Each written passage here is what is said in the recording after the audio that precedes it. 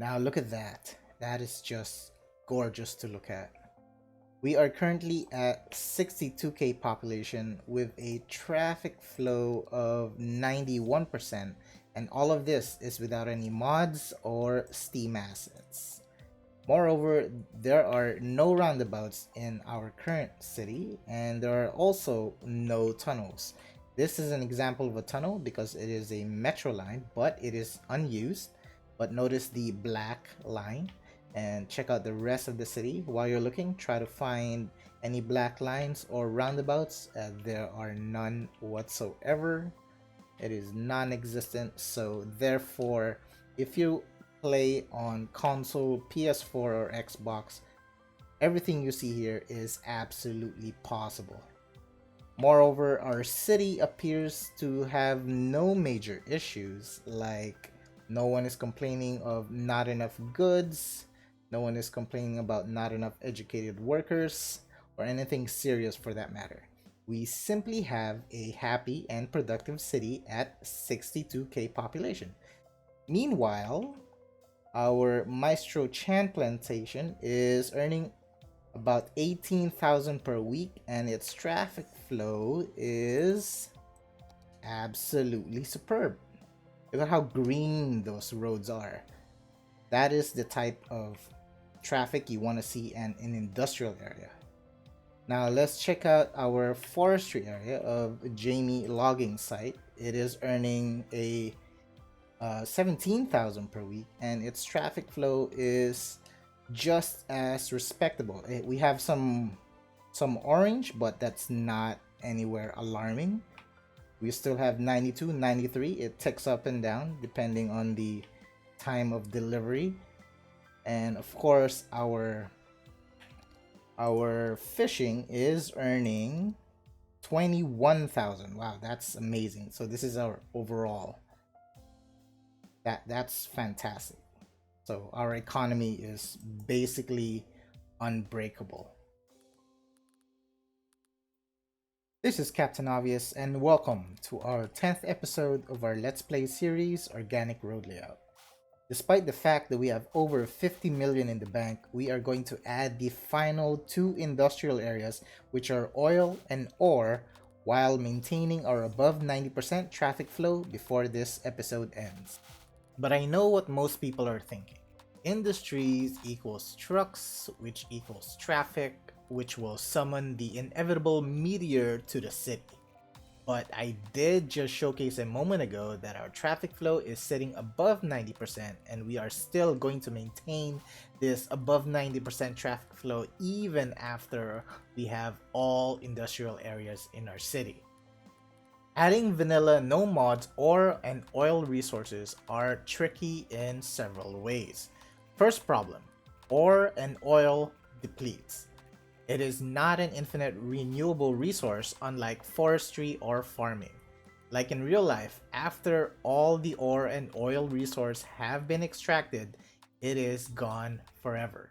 So the question is, how do you make ore and oil functional after the resource are depleted? Solution: provide cargo stations nearby. I added in this cargo harbor, which brings in cargo by both ships and trains. Therefore, it brings in twice as much resources, which is extremely necessary to fuel our ore and oil buildings. I am going to simultaneously start both the ore and oil industrial areas because they take such a long time to upgrade. Therefore, while we wait for the ore and oil to upgrade, we will return to the city and add in more residential and commercial areas. If you notice that our demands are mostly residential and commercial only, all of your actions as a mayor would all depend on the demands of your citizens. And right now, what your Sims want are housing to move in and make babies and to go shopping. You may notice that I didn't bother looking for ore or oil ground resource because it's just a complete waste of time having to layout design your buildings in an entire area. Then when all the resources have been extracted, then your design layout becomes futile. Therefore, your efforts are better utilized when designing near an outside resource.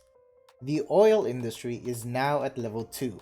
As soon as they level up, add in more buildings until you have the minimum number of workers and produced resources that is required for the next level up. As long as you have enough workers, you will be free to go back to your city and answer the demands of your citizens. This is a sloped terrain which are not appealing to construct buildings because they cause cracks at the edges of the buildings. This is why we flatten the terrain, place in our road layout, then zone or place down our buildings. But unfortunately, not all terrain can be flattened. The only thing you can really do with a sloped terrain is to leave it alone, or you can just add in trees or rocks. But what I do is I take the extra step by adding in neat pathways so the slope becomes a design aspect of the area. Another city design tip is to place in your garbage services at the edge of your tiled borders. You simply don't want to feature your garbage in the middle of the city to see all that pollution. Adding in the inland water treatment plants with your garbage facilities is also a great way to isolate all your polluted buildings in one area. Now, these large buildings you see here are the unique factories from the Industries DLC. They are not committed to any particular industry, so you can place them anywhere in your city. However, they do require certain resources in order to produce unique goods for your commercial areas. If you are able to place in all unique factories, then you will have a massive income. However, be very careful because the noise and ground pollution varies on each unique factory. Also, make sure that your industrial area has access to deliver the required resources to the unique factories.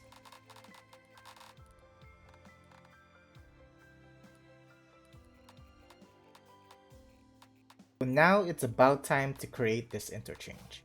Remember when I mentioned that slopes are basically useless because it's not recommended to place down buildings on slopes? However, I find that a slope is an opportunity to construct your interchanges. Since you can't place in buildings, then an interchange is the next best thing.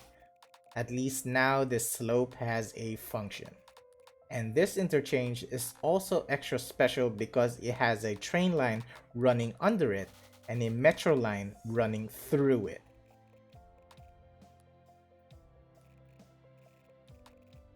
You have no idea how hard it is making this interchange without Move It Mod and at one single top view angle.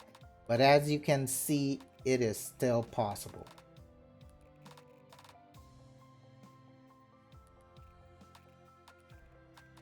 The ore industry is now at level 3, which means I need to place down more buildings to have more workers in order to level up. But I also have to go through the process of relocating the buildings so the highway can go through. This was somewhat a mistake on my part. I did need to establish the ore and oil industries areas so they could level up as soon as possible. So doing that first instead of the interchange first was justifiable. Nevertheless, it's just a matter of relocating the buildings so there's no harm. Also, notice how the large unique factories blends in nicely with the overall area.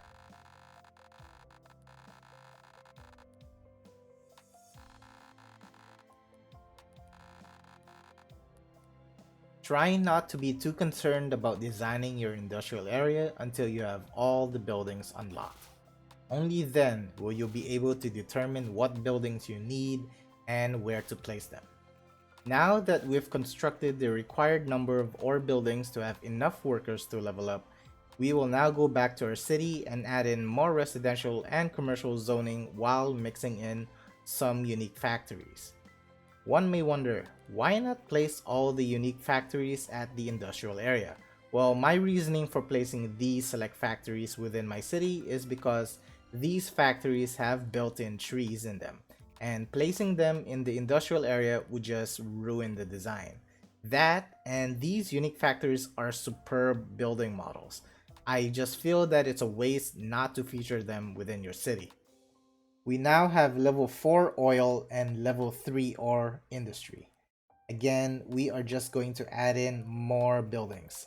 Try to notice that you could barely see any truck traffic.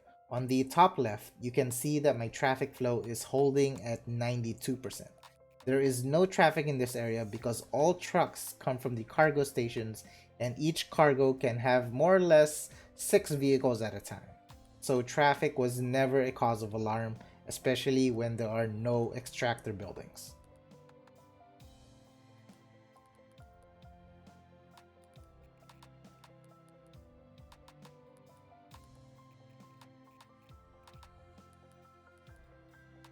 Here is a commercial tip. Try not to excessively zone too much high density commercial. Instead, rely on low density to take up the bulk of your commercial area. In this instance, I'm just placing in one block of high density commercial to attract more shoppers to this district. Notice how I placed in majority of the commercial areas near the cargo terminal. The cargo terminal produces noise pollution, so it is best to mix in the high density commercial together. Then the surrounding areas I zoned in offices and low density residential. I opted for low density residential because I didn't want the high rise buildings to overpower the height of the unique factories. My aim was to feature the unique factories, and having taller buildings around your unique buildings just beats the entire purpose of having them there.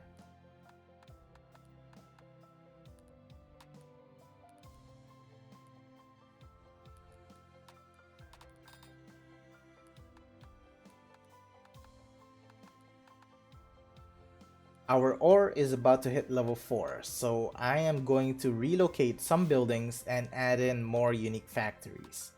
Again, don't concern yourself too much with the design of the ore and oil areas until you've unlocked all the buildings by hitting level 5.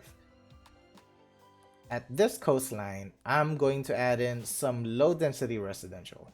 I need to hit that 70k population before this episode finishes, so for the next episode, I'll have a new tile to unlock. Don't worry, there's barely any noise in this area. The small industrial buildings you see here are mostly barracks and maintenance buildings, and I don't intend to zone residential too close to the large, unique factories. But definitely this coastline needs more buildings, and since I need the population, low density residential is not a bad choice. If they do, however, become irritable by noise or ground pollution, then it's easy enough to just dezone and relocate some of them. And now we have level 4 ore, and soon enough both ore and oil will be level 5. When the cargo airport becomes available, I may add that in just to assist in bringing in more resources. We definitely have the money and the city can definitely afford it. It appears that we still do not have enough residential areas to reach that 70k milestone. So I am going to start creating a new layout with a touch of high density residential near the bank of the other river. And finally, we have hit level 5 oil, which opens up more building options. You'd want to replace the old buildings for the newer ones, but it's also nice to keep a few of the older oil buildings for variety's sake. On a final note, make sure to place down each new unique factory as they become available. I highly advise that you place the unique factories with the requirements of ore and oil near these industrial areas, while the others can be scattered elsewhere at your choosing. And finally, we've hit level 5 ore, which opens up the last unique factory, which is the shipyard that obviously requires a shoreline to place down. And we've also hit that 70k milestone, and after this we will check out the final stats of our city. Our city at 71k population has a 92% traffic flow, and this is again with no mods or Steam assets, and absolutely no tunnels or roundabouts. And in this episode, we were able to add in the ore and oil industries, which completes all industrial types in our city. And our weekly income is over 100,000. And the traffic flow for our ore is spectacular. It is colored green while our oil is not so bad. But I'm sure I'll make adjustments just to spread out the buildings a little more. We just have one milestone left to reach that 85k population and we're basically done. But my goal is to reach more than 100k population. Will I maintain 90% traffic flow? Make sure to subscribe to find out. This is Captain Ahvious. Thank you for watching, and I hope to see you again in the next video.